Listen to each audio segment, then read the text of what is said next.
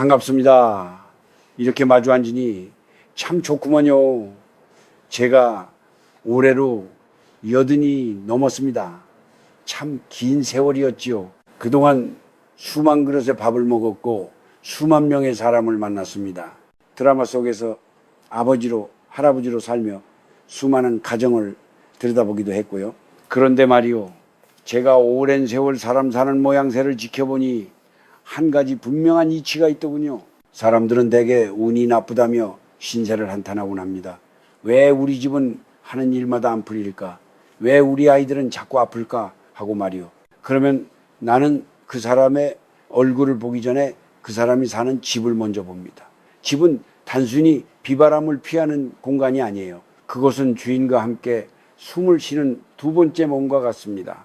내 몸이 더러우면 병이 나듯이 내가 사는 집이 탁하고 어지러우면 반드시 그 안에 사는 사람의 운명에도 병이 들기 마련이지요. 여러분, 혹시 요즘 들어 부쩍 마음이 답답하고 가족들 사이에 짜증이 늘진 않았습니까? 이상하게 잠을 자도 개운하지 않고 돈은 들어오기가 무섭게 빠져나가는 느낌이 들지는 않나요? 그렇다면 그건 여러분의 사주팔자가 나빠서가 아니라 여러분의 집이 지금 살려달라고 비명을 지르고 있는 것일지도 모릅니다. 제가 젊은 시절부터 봐온 잘되는 집안들은 하나같이 공통점이 있었습니다. 대단한 보물이 있어서가 아니에요. 집안 구석구석에 맑은 기운이 흐르고 있었지요. 반대로 무너져가는 집안은 대문을 열자마자 특유의 희키하고 무거운 공기가 발목을 잡습니다. 이걸 우리는 탁기독시라고 부릅니다. 이 탁기는 보이지 않는 귀신보다 무서운 법이에요. 서서히 아주 천천히 가족들의 생기를 갉아먹으니까요. 특히 우리 나이 50이 넘어가면은 집안의 물건들이 단순히 물건으로 보이지 않아야 합니다. 그것들은 다 각자의 자리가 있고 각자의 기운이 있어요. 그런데 쓰지 않는 물건들을 쌓아두고 먼지가 뽀얗게 앉은 채로 방치하는 것은 집안의 혈관을 막는 것과 같습니다. 운이라는 것은 물처럼 흘러야 하는데 물건 더미가 그 길을 막고 있으니 복이 들어오고 싶어도 들어올 틈이 없는 것이지요. 오늘 제가 여러분께 드리고 싶은 말씀은 거창한 풍수지리가 아닙니다. 그저 우리네 조상님들이 귀하게 여겼던 청결과 정돈의 미학, 그리고 그 안에 숨겨진 삶의 지혜입니다. 만약 지금 여러분의 집 구석에 정체 모를 상자들이 쌓여 있고 언젠가 쓸 거라며 모아둔 쓰레기 같은 물건들이 가득하다면 그것이 바로 여러분의 운을 가로막는 불행의 씨앗이라는 사실을 아셔야 합니다. 자, 이제 저와 함께 차 한잔 마신다 생각하시고 편안하게 들어보세요. 우리 집안의 운명을 바꾸는 첫걸음, 그 무겁고 어두운 징조들을 어떻게 걷어낼 수 있는지 제 경험을 빌려 하나씩 풀어보겠습니다. 이 이야기는 어쩌면 여러분의 인생을 다시 빛나게 할 소중한 열쇠가 될지도 모릅니다. 옛말의 물건에도 혼이 깃들어 있다는 말이 있지요. 우리 조상님들은 몽당 연필 하나, 바늘 한 쌈도 함부로 대하지 않았습니다. 그런데 그 말은 역설적으로 쓰임이 다한 물건을 집안에 쌓아두면 그 죽은 기운이 산 사람의 생기를 빼앗는다는 뜻이기도 합니다. 여러분의 집을 한번 둘러보세요. 혹시 10년이 지나도록 한 번도 입지 않은 옷들이 장롱 가득 들어차 있지는 않습니까? 살 빠지면 입어야지 비싸게 준 거라 아까워서라며 품고 있는 그 옷들이 사실은 여러분의 내일을 막고 있는 벽이라는 걸 아셔야 합니다.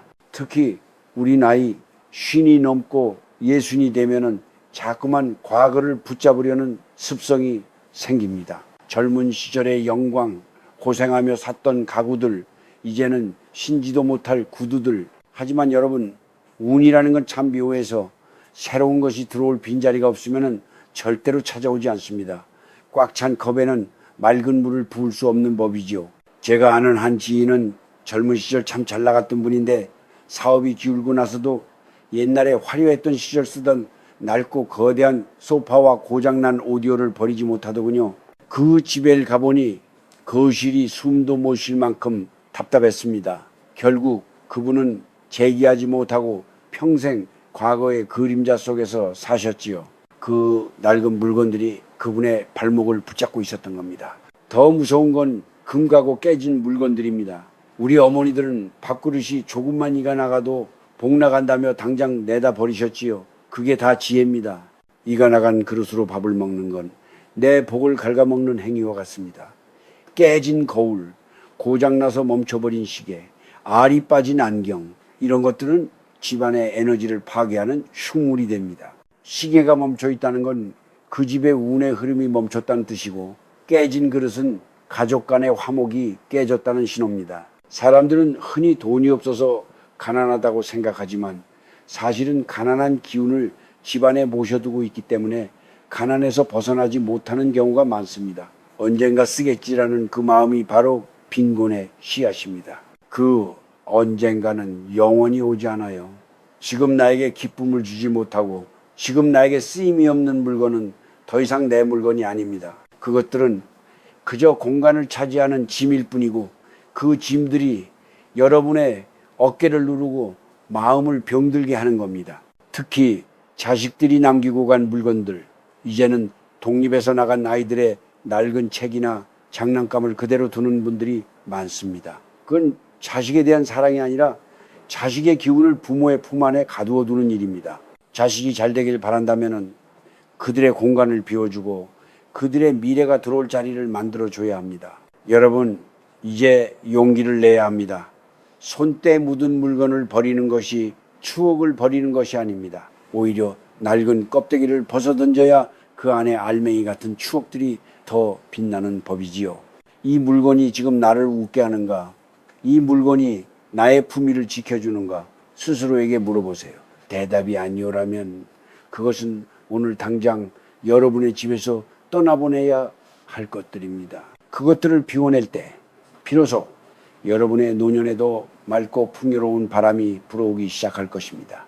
여러분, 우리 눈엔 보이지 않지만 집안에도 표정이 있다는 걸 아십니까? 사람이 근심이 많으면 얼굴빛이 어두워지듯 집도 운이 다해가면 특유의 어두운 빛을 띠기 시작합니다. 저는 이것을 신령님이 고개를 돌리는 징조라고 부릅니다. 여러분의 집이 지금 어떤 표정을 짓고 있는지 제가 말씀드리는 몇 가지를 한번 유심히 살펴보시길 바랍니다. 가장 먼저 살펴야 할 것은 냄새입니다. 대문을 열고 들어섰을 때 그 집만의 향기가 어떠한가요? 환기를 시켜도 가시지 않는 퀴퀴한 냄새, 화장실에서 올라오는 불쾌한 악취, 혹은 주방 구석에 찌든 기름때 냄새가 나진 않습니까? 우리 조상님들이 왜 그토록 향을 피우고 정화수를 떠놓으며 집안을 정갈히 했겠습니까? 악취는 곧 부패를 의미하고 부패는 죽은 기운을 불러들입니다. 냄새가 탁한 집에 재물신이 머무르리 만무하지요. 돈은 맑고 상쾌한 기운을 따라 흐르는 법입니다. 만약 집안에서 원인 모를 불쾌한 냄새가 난다면 그것은 집안의 기운이 썩어가고 있다는 아주 위험한 신호입니다. 그러면 빛입니다. 집안이 지나치게 어둡진 않나요? 낮인데도 커튼을 꽁꽁 닫아두거나 전등이 수명을 다해 깜빡거리는데도 보이는데 지장 없다며 방치하고 있지는 않습니까? 햇볕은 하늘이 주는 최고의 보약이자 양기입니다. 이 양기가 들지 않는 집은 음기가 지배하게 되고, 그러면 그 집에 사는 사람의 마음속에도 우울함과 병마가 깃들게 됩니다. 특히 어두컴컴한 현관은 운의 입구를 막는 것과 같습니다. 들어오는 복이 어둠에 놀라 달아나지 않도록 현관만큼은 늘 밝고 환하게 유지해야 합니다.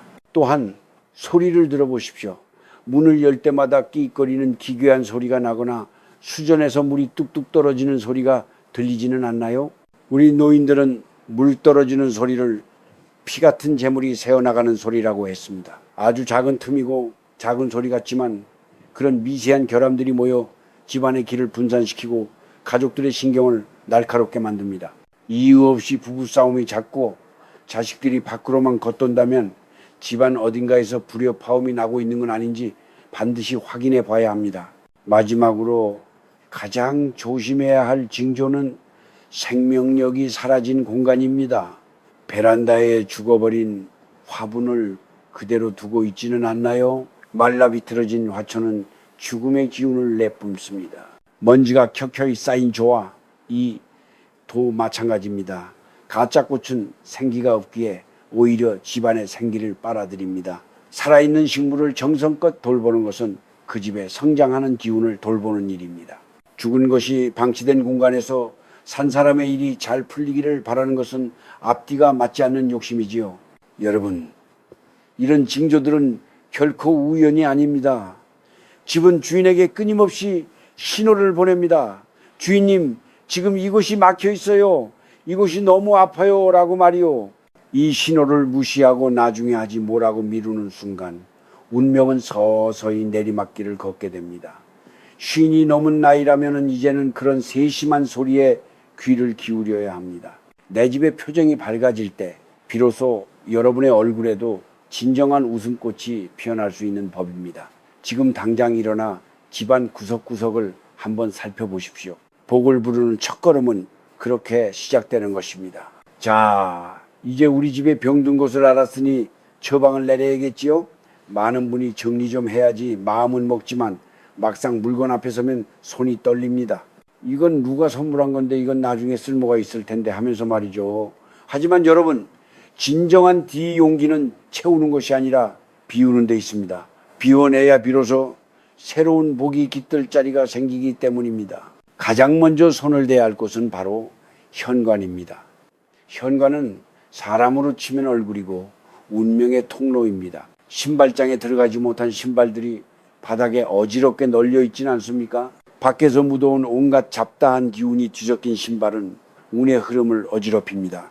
딱 신을 신발 한두 켤레만 남기고 나머지는 모두 신발장에 넣으세요. 그리고 현관 바닥을 물걸레로 깨끗이 닦아보십시오. 현관이 반짝이면 그 집의 앞길이 환해진다는 건 결코 빈말이 아닙니다. 복의 신은 깨끗하고 환한 입구를 통해 미소 지으며 들어오는 법이니까요.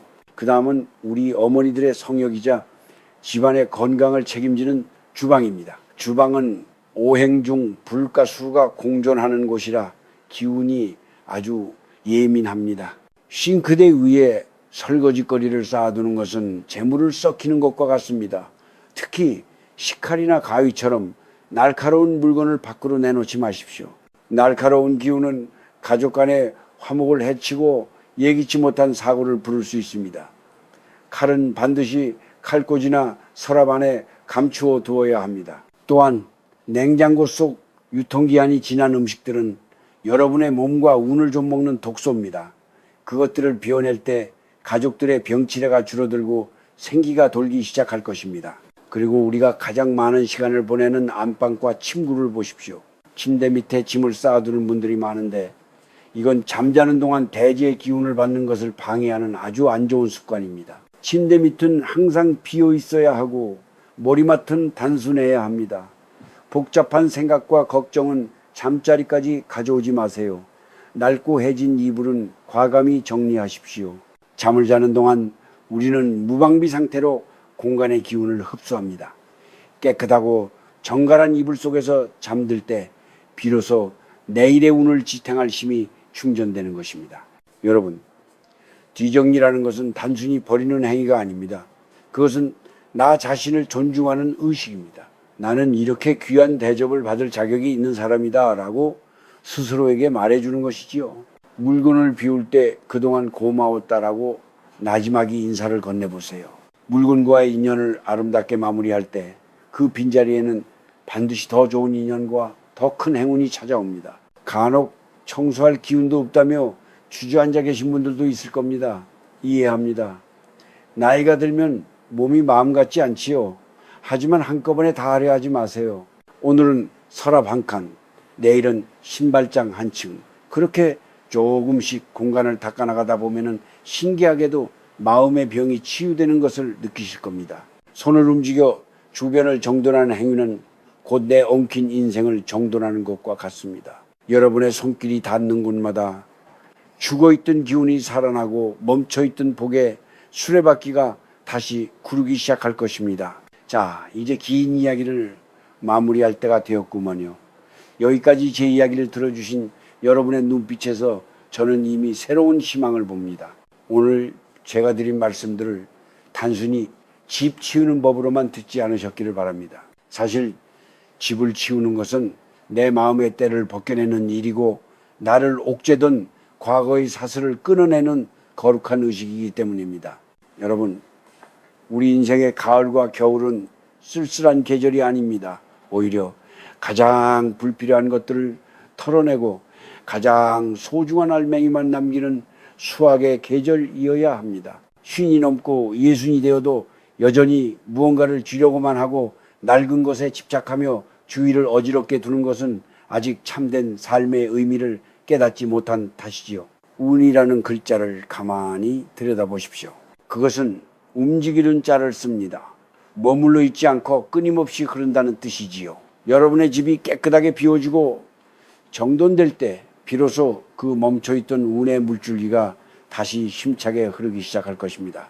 저는 가끔 이런 상상을 합니다. 우리네 인생이 끝날 때 우리는 아무것도 가져갈 수 없지 않습니까? 그때 우리가 남기고 갈 수 있는 유일한 것은 참 정갈하게 잘 살다 갔다는 향기뿐입니다. 내 자식들에게 그리고 이웃들에게 지저분한 짐더미를 남겨주는 것이 아니라 맑고 투명한 삶의 자취를 남겨주는 것, 그것이 바로 어른으로서 보여줄 수 있는 최고의 품격이자 마지막 가르침이 아니겠습니까? 이제 내일부터는 아침에 눈을 뜨면은 가장 먼저 창문을 활짝 여십시오. 그리고 집 안으로 들어오는 햇살을 보며 웃어보세요. 아, 오늘도 우리 집에 복이 들어오는구나 하고 말이요. 낡은 구두를 버린 자리에 새로운 설렘이 깃들고 먼지 쌓인 책상을 닦아낸 자리에 자식들의 웃음꽃이 피어날 것입니다. 운명은 거창한 곳에 있지 않습니다. 여러분이 오늘 잡은 걸레 한 장, 오늘 비워낸 쓰레기 봉투 하나 속에 여러분의 내일이 담겨 있습니다. 혹시라도 지금 삶이 너무 고달파서 손가락 하나 까딱할 힘이 없다는 분이 계시다면 딱 하나만 기억하세요. 아주 작은 거 하나만 버려보십시오. 지갑 속에 낡은 영수증 하나에도 좋습니다. 그 작은 비움이 물꼬가 되어 여러분의 막힌 운명을 뚫어줄 것입니다. 저는 여러분이 남은 생을 무거운 짐에 짓눌려 사는 것이 아니라 가벼운 깃털처럼 자유롭고 평온하게 사시길 진심으로 기도하겠습니다. 자, 이제 차잔이 다 비었구먼요. 저도 이만 일어서야겠습니다. 여러분의 집이 늘 맑은 바람과 따뜻한 햇살로 가득하기를, 그리고 그 안에서 여러분의 영혼이 안식을 얻기를 바랍니다. 다음에 또 좋은 기회로 만납시다. 잘 사십시오. 정갈하게 그리고 행복하게. 고맙습니다. 사랑합니다.